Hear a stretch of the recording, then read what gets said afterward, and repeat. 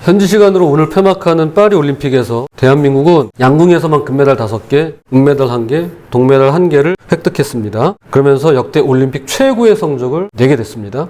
양궁에서 금메달을 따고 싶으면 관역 대신에 대한민국 선수를 쏘라는 농담이 있을 정도로 대한민국 양궁은 전 세계에서 독보적인 지위를 차지하고 있습니다.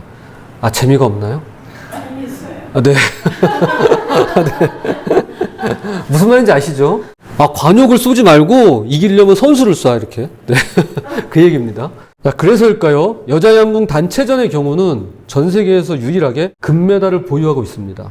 정식 종목으로 채택된 88 서울 올림픽부터 이번 파리 올림픽까지 모두 10번의 올림픽을 치르는 동안 단 한 번도 금메달을 놓친 적이 없다는 것입니다. 그러니까 우리나라만 갖고 있어요. 여자 양궁 단체전은. 이번에 양궁 남자 선수로는 최초로 3관왕에 오른 김우진 선수와 미국의 브래드 앨리슨의 결승전 경기를 저는 매우 인상 깊게 보았습니다. 세트 스코어 5대5 동점에서 마지막 화살 한 발로 결정짓는 슛오프 상황. 두 사람은 동시에 10점 관역을 꿰뚫게 되는데요.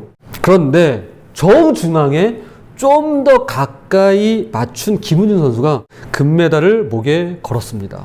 그런데 그 금메달과 은메달의 차이란 불과 5mm가 채 안 된다고 합니다. 놀랍게도 성경에는 마치 양궁 경기를 연상시키는 관역을 벗어나다, 관역에서 빗나가다라는 뜻을 가진 단어가 있습니다. 정확히 그 단어입니다. 히브리어로는 하타, 헬라어로는 하마르티아라고 하는데요. 성경은 이것을 한 글자로 이렇게 기록하고 있습니다. 죄. 이게 죄예요. 사실 최초로 죄가 들어온 에덴 동산 게이트가 그러합니다.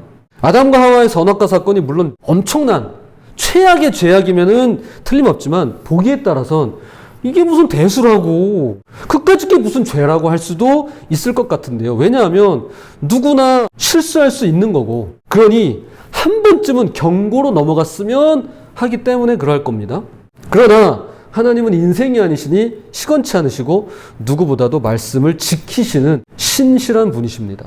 창세기 2장 17절 선악을 알게 하는 나무의 실과는 먹지 말라. 내가 먹는 날에는 정령 죽으리라 하시니라.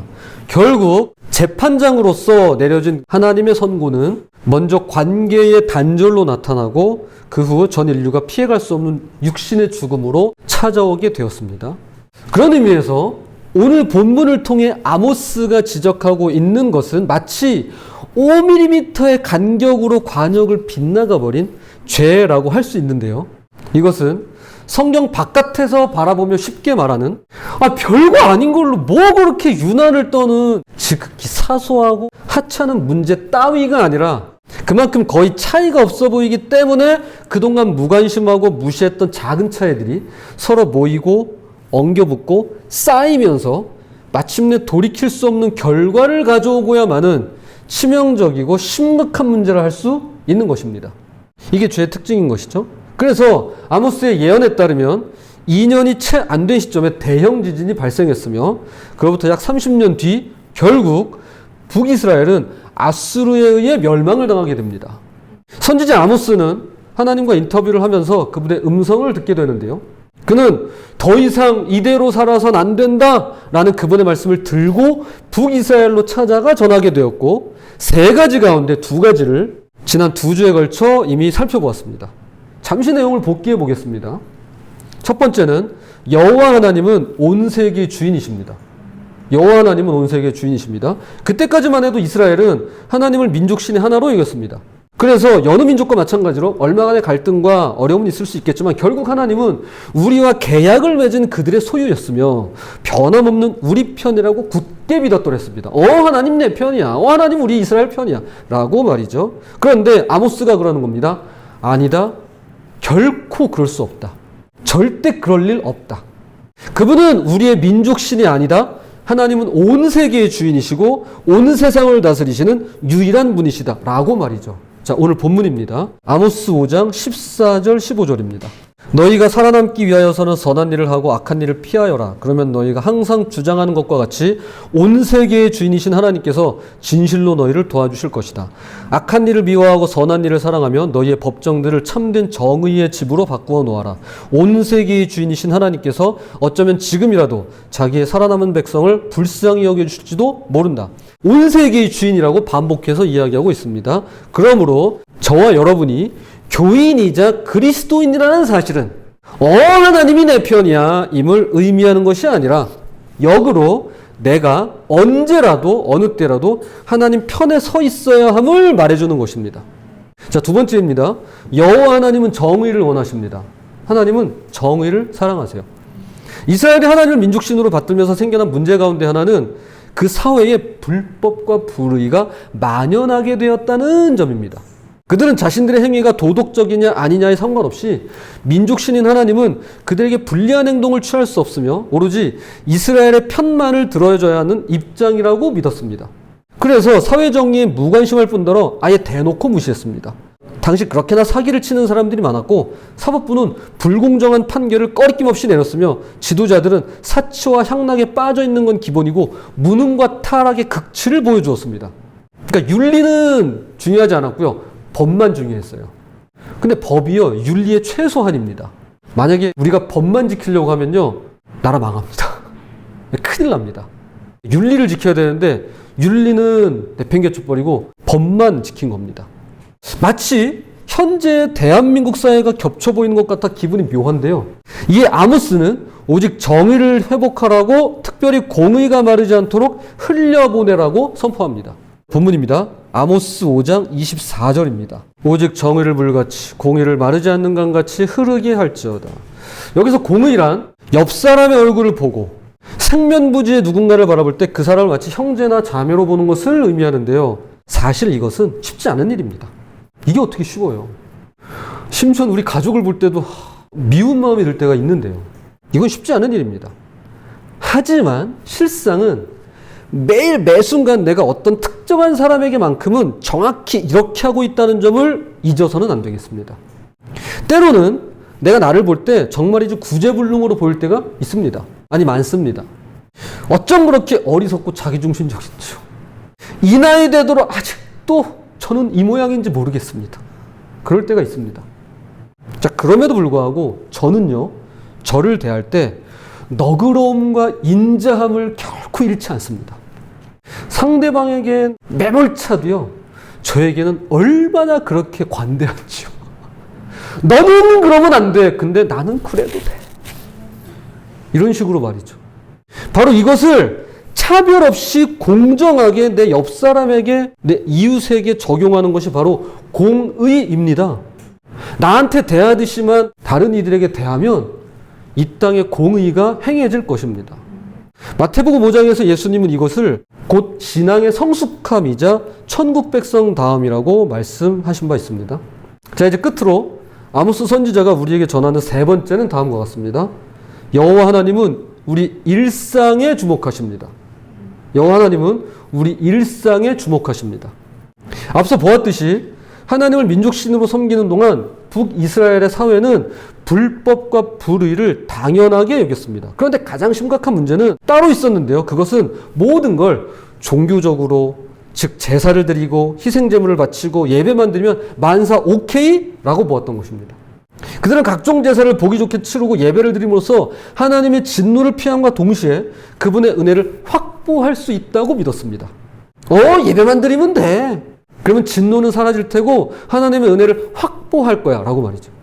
그들은 하나님을 오로지 제물, 제사, 순례, 찬송, 11조 등 형식과 의식만을 원할 뿐 정의나 공의를 포함해 그분의 뜻에 합당한 일상의 삶은 어찌돼도 전혀 상관없는 그런 기계적인 분으로 만들어버렸습니다. 그러나 아모스의 눈에 비친 그들의 종교적 열심은 보상심리이거나 또는 자신의 부와 지위를 과시하기 위한 속물근성에 지나지 않았습니다. 아모스 4장 4절 5절을 한번 보겠습니다. 너희는 베델로 가서 죄를 지어라. 길갈로 가서도 죄를 지어라. 제물을 가져와 아침마다 예배를 드려라. 사흘마다 11조를 바쳐라. 흠없는 제물을 불살라 바치며 감사제를 드려라. 자원 제물을 바치면서 큰 소리로 알려라. 이런 것이 바로 너희 이스라엘 사람들이 좋아하는 종교 쇼다. 북이스라엘을 향한 아모스의 일갈은 사회에 만연해 있었던 불의와 불법에 대하여는 눈을 감은 채 오로지 제사와 예배함은 열심을 내고 있는, 아니 특심을 내고 있는 소위 종교 쇼를 질타하는 것이었습니다. 그래서 오늘 본문을 통해 하나님은 이스라엘이 그토록 소중히 여기는 절기와 성회를 미워하고 멸시하고 기뻐하지 않는다고 말씀합니다. 아모스 5장 21절입니다. 내가 너희 절기들을 미워하여 멸시하며 너희 성회들을 기뻐하지 아니하나니. 또한 번제와 소제, 화목제 같은 5대 제사 같은 가장 중요하다고 할 수 있는 희생제사와 예배를 아무리 드려도 받지 않을 것이며 아울러 거들떠보지도 않겠다고 말씀하십니다. 아모스 5장 22절 너희가 내게 번제나 소제를 드릴지라도 내가 받지 아니할 것이요 너희의 살진 희생의 화목제도 내가 돌아보지 아니하리라. 심지어는 찬송을 그치라고 하시며 찬양의 연주도 찬미의 노래도 듣지 않겠다고 하십니다. 아모스 5장 23절입니다. 내 노랫소리를 내 앞에서 그칠지어다. 내 비파소리도 내가 듣지 아니하리라. 한 달 전입니다. 괴산지방연합 부흥회가 있었습니다. 특별히 제게는 기본적인 신앙의 자기관리라던가 채플 설교의 가이드라인이라던가 매우 실질적인 부분에 있어서 여러모로 도움을 받는 그런 시간이었습니다. 그런데 그토록 유익하고 좋았던 모든 시간 중에 딱 하나만을 꼽으라고 한다면 2번 생각할 것도 없이 저는 예배 직전에 불렀던 이스라엘의 하나님이라고 하는 찬양을 꼽을 것입니다. 그 한 곡, 그 시간, 그 5분도 채 되지 않은 그 시간을 꼽을 것입니다. 1996년에 발매된 전하세 예수 7집에 수록된 찬양으로 제가 대학생 시절 이 찬양을 얼마나 많이 듣고 따라 불렀는지 모릅니다. 그런데 30년 가까이 지나서 이 곡을 부흥회 때 그 회중들과 같이 다시 부르게 되었던 것입니다. 그 순간 얼마나 가슴이 뜨겁게 끓어오르든지요. 첫 소절 피아노 반주가 그냥 들으면 알거든요. 그리고 워낙 반주를 잘하는 분이셨기 때문에 그냥 그 반주를 그냥 하시더라고요. 그냥 첫 소절 딱 나오는 그 순간 어찌나 눈물이 흐르든지요. 울음을 삼키며 찬양하느라 혼이 났더랬습니다. 그런데 보세요. 하나님께서 바로 그러한 찬양을 그치랍니다. 듣지 않으시겠답니다. 여러분, 만약 이게 사실이라면 얼마나 큰 충격이 아닐 수 있겠습니까? 지난주 중구청 연합수련회를 했습니다. 제가 물어보니까 하나같이 찬양 시간이 가장 좋았다고 답하더라고요. 목이 쉴 정도로 소리를 높여 찬양한 것은 물론이고 몸을 흔들며 이렇게 흔들며 춤까지 췄으니 그 시간이 얼마나 즐겁고 기쁘고 은혜로웠겠습니까? 그런데 하나님께서 오늘 본문을 통해 뭐라고 말씀하시나요? 찬양 그만해라는 겁니다. 그거 들어주지 못하겠다라는 겁니다. 도대체 하나님은 왜 이러시는 걸까요? 과연 무슨 일이 있었던 걸까요? 아모스 5장 18절입니다. 화 있을진저 여호와의 날을 사모하는 자여 너희가 어찌하여 여호와의 날을 사모하느냐 그날은 어둠이요 빛이 아니라. 여호와의 날이 어떤 날인가요? 오늘 아닌가요? 주일? 우리가 주일을 사모해요. 그래서 예배를 드립니다. 그런데 뭐라고 합니까? 어찌하여 그날을 사모하느냐 그날은 어둠이요 빛이 아니라. 예배가 빛이 아니래요. 어둠이래요. 20절도 한번 보겠습니다. 여호와의 날은 빛 없는 어둠이 아니며 빛남 없는 캄캄함이 아니냐. 동일하게 반복합니다. 너희가 그토록 사모하는 그 예배드리는 시간이 빛 없는 어둠 아니더냐. 그 얘기하고 있어요. 지금 북이스라엘은요. 예배에 실패한 게 아닙니다. 음정과 박자 그리고 연주와 찬양에 실패한 게 아닙니다. 그들은 전적으로 그들이 살아가는 매일의 삶에서 실패한 것이었습니다. 예배가 엉망이 아니라 예배는 죄송합니다. 아주 기똥차요. 너무 잘 드렸어요. 그런데 삶이 완전히 엉망이었던 거예요. 제사와 예배는 무엇 하나 부족함이 없었고 찬송과 찬양은 차고 넘쳐났습니다. 그러나 하나님 보시기에 그들의 삶은 결코 찬양과 어울리지 않았으며 그들의 일상은 전혀 예배와 맞닿아 있지 않았던 것입니다. 즉 예배는 삶으로 이어지지 못했고 그들의 삶은 하나님께서 기뻐하시는 예배가 되지 못한 채 종교쇼로 전락해버렸던 것이었습니다. 종교쇼였어요. 자, 다시 수련회 얘기를 좀 더 하겠습니다. 이제 수련회를 모두 마치고 집으로 돌아오는 길이었습니다. 한 학생이 올해만큼 하나님의 은혜를 크게 깨달은 적이 없다며 이 은혜를 잊거나 잃지 않고 잘 간직하며 살아야겠는데 라면서 그게 잘 될지 모르겠다고 말끝을 흐렸습니다. 참으로 대견하고 놀라웠습니다. 이 학생은 하나님의 은혜라는 말을 스스로 이해하고 받아들일 뿐 아니라 그분의 은혜가 너무나 고맙고 소중하기 때문에 어떻게든 잃지 않고 간직하고자 하는 것이었습니다. 즉 이것이 하나님의 은혜구나라고 깨달아 의식하는 단계에서 이제는 그분의 은혜를 의지하고 더 나아가 본인의 의지로 주의 은혜를 붙들고자 하는 것이었습니다. 너무 훌륭해요. 그런데 우리가 반드시 기억해야 할 사실이 하나 있습니다. 이것은 마치 이스라엘 백성들이 광야에서 살아갈 때 하나님께서 매일같이 내려주시던 만나와 같다고도 할 수 있는데요. 우리는 어제의 은혜를 가지고 오늘도 살고 내일도 살고자 할 때가 있습니다. 아니, 많습니다. 그 은혜가 너무나 크고 감사해서 잃고 싶지가 않은 것이죠. 그러나 대개 그런 일은 내 생각대로 되지 않는다는 게 문제입니다. 원하든 원치 않든 어제의 은혜는 언젠가 잊혀지고 지워질 때가 오는 것입니다. 그래서 오늘은 반드시 오늘의 은혜로 살아가는 것입니다. 마치 이스라엘 백성들을 위해 매일같이 내려주시던 그 만나처럼 말이죠.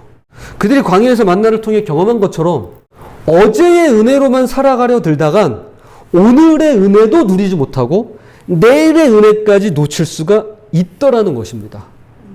저기에 갇혀 있으니까 오늘 주시는 은혜도 내가 보지 못하고 내일 주신 은혜도 내가 놓쳐버리는 거예요. 그러므로 오늘의 삶은 그분의 은혜를 담아내는 시간이고요. 지금 이 자리는 그분의 은혜를 담아내는 공간입니다. 그제야 비로소 하나님께서 주목하시는 우리의 하루와 우리의 일상은 마침내 그분이 받으시기에 충분하고도 기쁜 예배가 될 수 있는 것입니다. 자, 이제 말씀의 결론을 맺겠습니다. 예배가 삶이라는 주제는 구약과 신약을 모두 관통하는 핵심 내용입니다.